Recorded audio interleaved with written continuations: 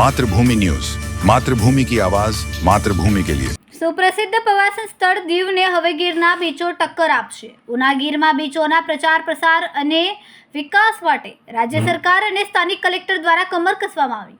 સુંદર રમણીય અને રમણીય દેખાતા આ દ્રશ્યો ગોવા કે દીવના નહીં પરંતુ ગુજરાતના ગીરના અહેમદપુર માંડવી બીચના છે।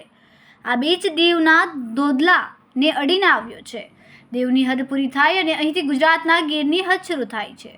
હવે આ બીચ પર દેશ અને દુનિયામાં પ્રવાસીઓનું આકર્ષણનું કેન્દ્ર બનવા જઈ રહ્યા છે, કારણ કે અહીં ગીર કલેક્ટર વિઝિટ કર્યા બાદ સરકારને રજૂઆત કરવામાં આવી હતી અને હવે આ બીચોને ડેવલપ કરવાનું બીડું ગીર કલેક્ટર દિગ્વિજયસિંહ જાડેજાએ ઉઠાવ્યું છે।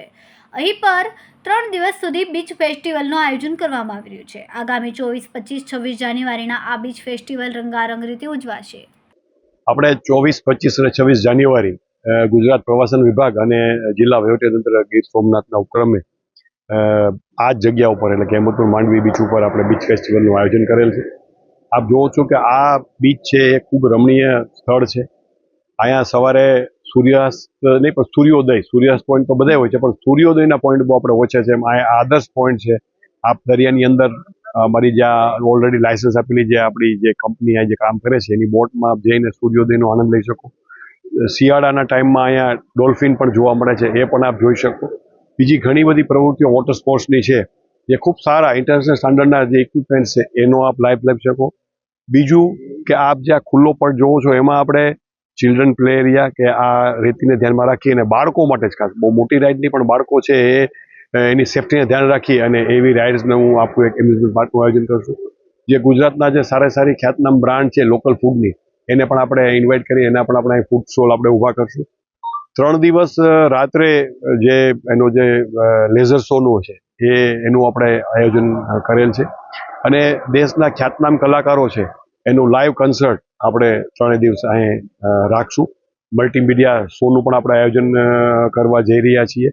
બીજું વિશેષ આપણે જે આપણા જે સ્થાનિક જે સમાજ કે ખારવા સમાજ છે એની પોતાની સંસ્કૃતિ છે, પછી આપણી યુનિવર્સિટી સંસ્કૃત યુનિવર્સિટી છે એની પોતાની આગવી ઓળખ છે, અહીંની જે કોલેજીસ છે એના વિદ્યાર્થીઓમાં જે છૂપું ટેલેન્ટ છે એ લોકોને આપણે પ્રમોટ કરી અને કાર્નિવલમાં આપણે રોડ ઉપરના તો બધા ફ્લોર જોયા હશે, ટેબલ્યુ જોયા હશે, પણ દરિયાની અંદર આપણે એ પહેલી વાર પ્રયોગ આપણે કરીએ છીએ કે દરિયાની અંદર આપણે જે આપણા માછીમાર સમાજની જે મોટી બોટ આવે છે એમાં ટેબલ્યુ બનાવી અને એને પેરેલલ રોડ ઉપર આપણા જે આ બાળકો મેં કીધું બીચ ઉપર એનું પરફોર્મ કરે એવું આપણે આયોજન કરવા જઈ રહ્યા છીએ।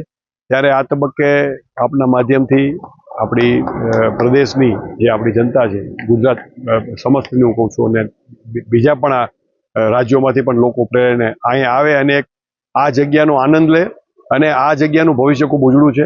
ગુજરાત સરકારશ્રી નવા જ્યારે ટુરિઝમ સ્પોટ ડેવલપ કરવા જઈ રહી છે ત્યારે મને આશા છે કે આ જગ્યા ભવિષ્યમાં ખૂબ જ સુંદર વિકાસ પામશે।